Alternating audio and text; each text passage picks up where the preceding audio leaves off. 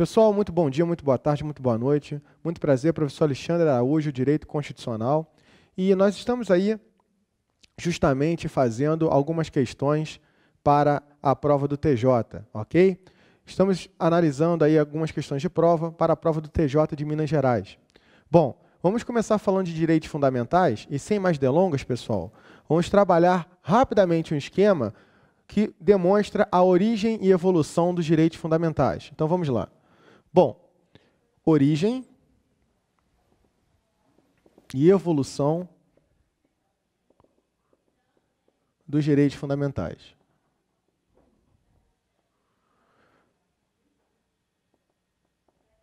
Gente, basicamente, os direitos fundamentais se dividem em 3 gerações, sim?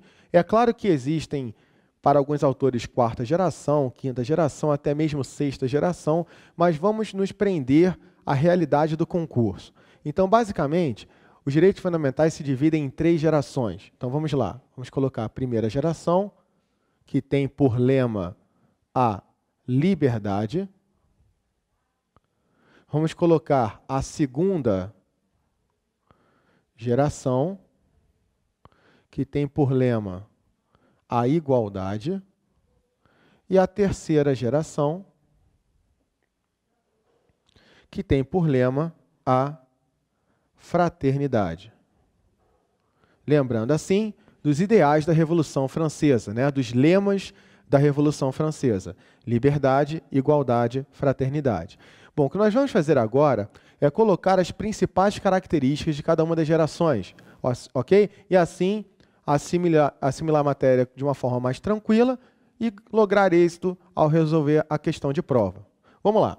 A primeira geração, basicamente, trabalha de que forma? O Estado deixa de ser um Estado absolutista e passa a ser um Estado liberal. A preocupação é justamente com as liberdades clássicas do cidadão. Liberdade de manifestação do pensamento, liberdade de expressão, direito de propriedade, ou seja, as liberdades clássicas do cidadão. Então, eu tenho um Estado em que o Estado é absenteísta, um Estado que se preocupa em não fazer. A ideia do governo bom ser aquele que governa menos. Então, eu tenho um Estado trabalhando por meio de prestações negativas. Ok? O Estado atuando através de um não fazer estatal, surgindo dessa forma direitos civis e políticos. Ok? Bom, aliada à primeira geração, surge a segunda geração dos direitos fundamentais e a primeira Constituição a trabalhar direitos de segunda geração foi a mexicana em 1917. Lembrando que a primeira geração teve como marco as 2 revoluções, a americana, de 1776, e a francesa, de 1789. E apenas em 1917 surge uma Constituição, né, que trabalhava direitos sociais. E essa Constituição, como eu disse, foi a mexicana, e o Estado ele não perde, né, a ideia de ser um Estado liberal. Somado ao Estado liberal, nós temos o Estado social. Só que, gente, prestem atenção, na primeira geração você tem um Estado absenteísta, um Estado que não faz. Na segunda geração eu tenho um Estado que assegura pelo menos um mínimo, salário mínimo, FGTS, repouso semanal remunerado preferencialmente aos domingos, duração do trabalho. Você não tinha nada disso no contexto de primeira geração. Na segunda geração, o Estado atua positivamente, surgindo dessa forma direitos sociais, econômicos e culturais. Então, vamos completar o esquema. Prestações positivas, direitos sociais, econômicos e culturais. Ok? E, para finalizar a ideia de origem e evolução dos direitos fundamentais, pessoal, somada a segunda e, consequentemente, a primeira, surge a terceira geração dos direitos fundamentais, cujo lema é a fraternidade, cuja ideia é de um Estado coletivo. Um Estado atuando também positivamente, prestações positivas, surgindo direitos coletivos, preocupações com interesses difusos, como, por exemplo, meio ambiente ecologicamente equilibrado, consumidor, perfeito? E dessa forma, fica muito claro que nós temos as 3 gerações se somando ao longo do tempo. Veja, as gerações não foram se substituindo, se sucedendo ao longo do tempo, tanto que a doutrina moderna do direito constitucional não trabalha mais a expressão geração, mas sim dimensão dos direitos fundamentais, para não, conceder a ideia de sucessão, substituição ao longo do tempo. Então, para ficar mais claro, eu tenho, obviamente, a penetração de uma geração em outra. Por exemplo, eu tenho direito de propriedade, a propriedade ela tem que cumprir a função social e, obviamente, o respeito ao meio ambiente ecologicamente equilibrado. Ok? É o exemplo mais fácil para se entender a interpenetração de uma geração em outra. Bom, o que eu quero mostrar para vocês é o seguinte. Para assimilar de uma forma melhor, vamos para uma questão de prova. Ok? Uma questão de prova adaptada. Vamos lá, vamos à questão. Bem, a questão diz o seguinte, considere as seguintes afirmações. 1. Liberdade, igualdade e fraternidade, ideais da Revolução Francesa, podem ser relacionados, respectivamente, com os direitos fundamentais de primeira, segunda e terceira gerações. Volta para cá a minha imagem, vamos lá? Repare o seguinte, realmente, liberdade, igualdade e fraternidade estão, sim, ligadas, a primeira, segunda e terceira gerações, e tem um perfeito e tem um correto. Vamos voltar lá? Bem, voltando, nós temos aí. O direito ao meio ambiente ecologicamente equilibrado inclui-se entre os direitos fundamentais de segunda geração. Volta para mim. Falso. Por que falso? O meio ambiente é um direito coletivo, assim como o consumidor, assim como o direito à paz para alguns autores, ou seja, direitos coletivos. E não, a preocupação não é com o direito social, econômico e cultural. Não, a preocupação é com o direito coletivo, que é o direito do artigo 225, consequentemente o item 2 está errado. Item 1 certo, item 2 errado. Ok? Vamos lá. Próxima. Os direitos fundamentais de primeira geração foram construídos em oposição ao absolutismo, como liberdades negativas. Foi o que eu disse, Muda-se o Estado absolutista para um Estado liberal. Os de segunda geração exigem ações destinadas a dar efetividade à autonomia dos indivíduos, o que autoriza relacioná-los com o conceito de liberdade positiva e com igualdade. Vem para cá. Como vocês podem verificar, está perfeito. Prestações positivas, direitos sociais, ideal, lema de igualdade, esses são os direitos de segunda geração, esse é o contexto da segunda geração. Então, temos item 1 correto, item 2 errado, item 3 correto. Vamos lá. Item 4, se inclui entre os direitos fundamentais de terceira geração o direito de propriedade. Volta para cá. Não, o direito de propriedade é uma liberdade clássica do cidadão. O direito de propriedade é um direito de primeira geração, mas que, como eu disse a vocês, sofre penetração não só de segunda, mas também de terceira geração. Lembrando, direito de propriedade, o Estado deve respeitá-lo, porém ela deve cumprir a função social e respeitar ao meio ambiente ecologicamente equilibrado, ok? Bom, então o item 4 está errado, vamos voltar lá, item 5. As gerações dos direitos fundamentais foram se somando ao longo do tempo, não podendo se falar em sucessão das mesmas. Bom, volta para cá, está perfeito. As gerações foram se somando ao longo do tempo.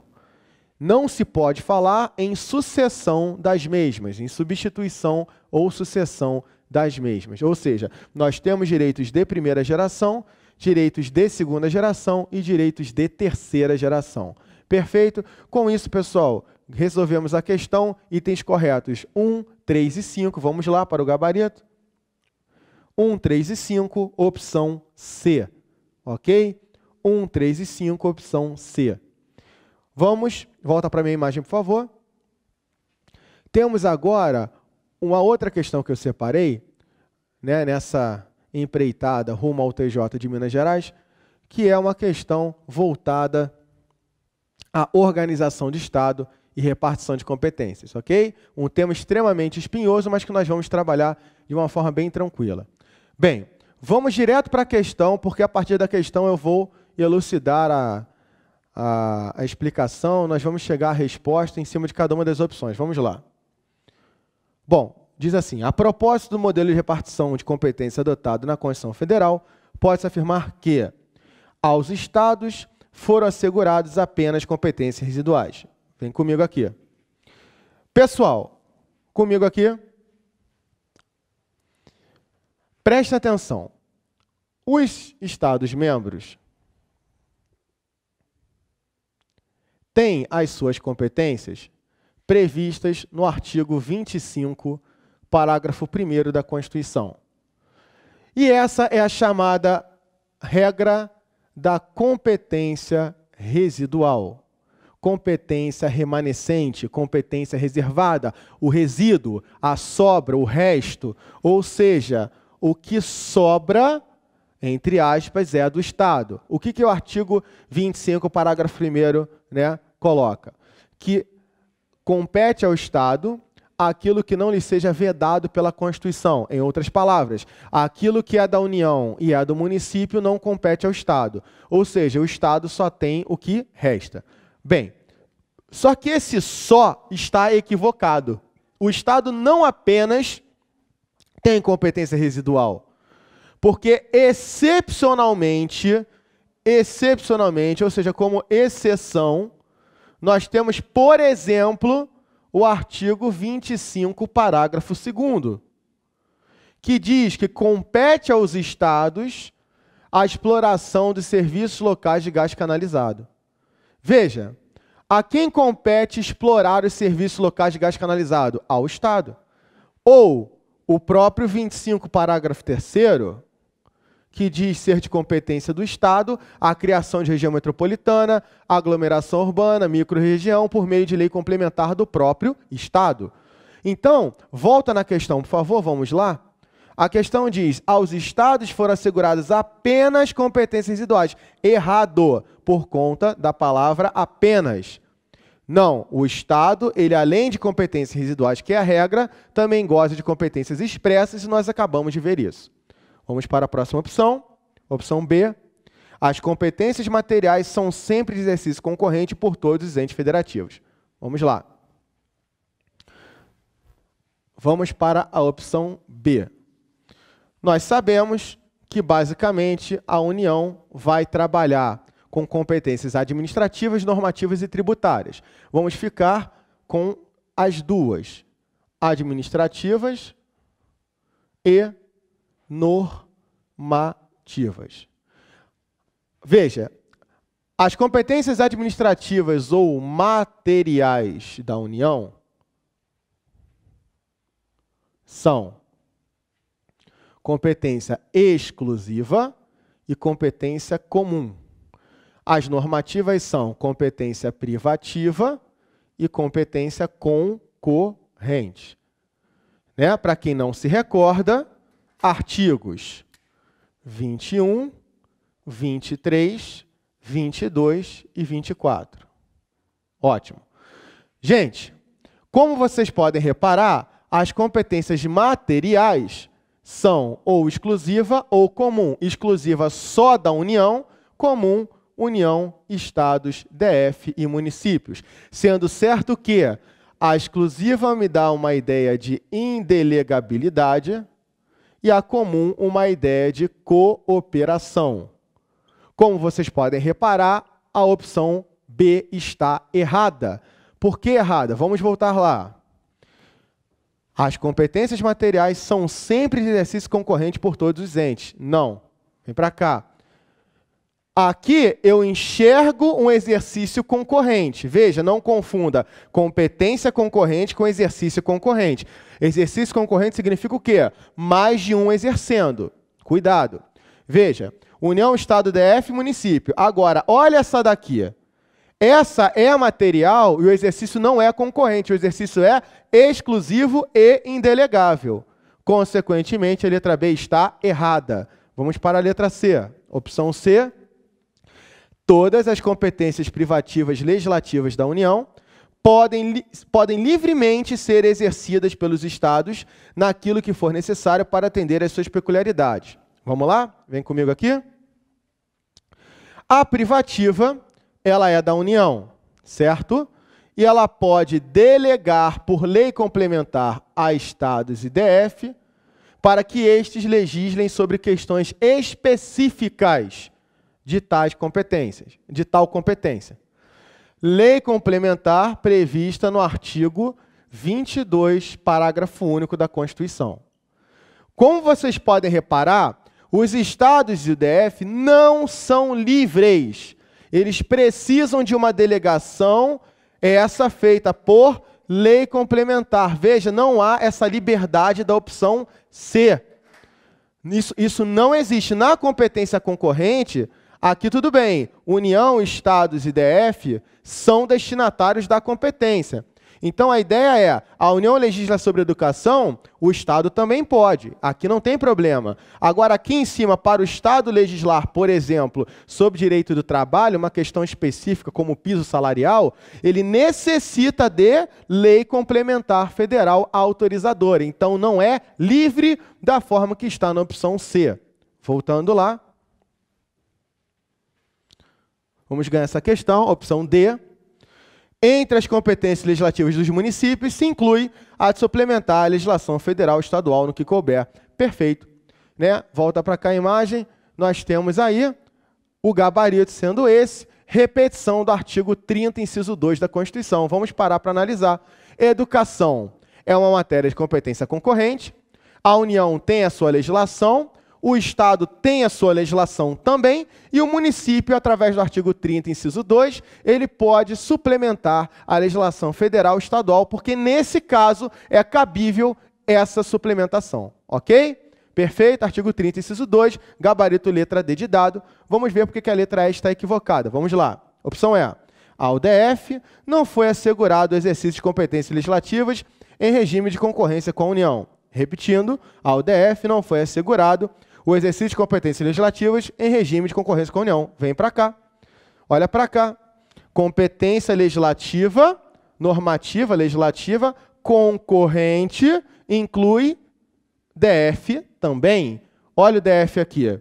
A opção diz que o DF não está na competência, né, concorrente, exercendo de forma concorrente uma competência legislativa. Está errado. União, Estados e Distrito Federal. Perfeito? Gente, eu espero que vocês tenham apreciado, né, essa correção, apesar de serem apenas 2 questões, mas são questões excelentes e pontos sempre cobrados em concurso, ok? Um grande abraço, um grande prazer e até uma próxima.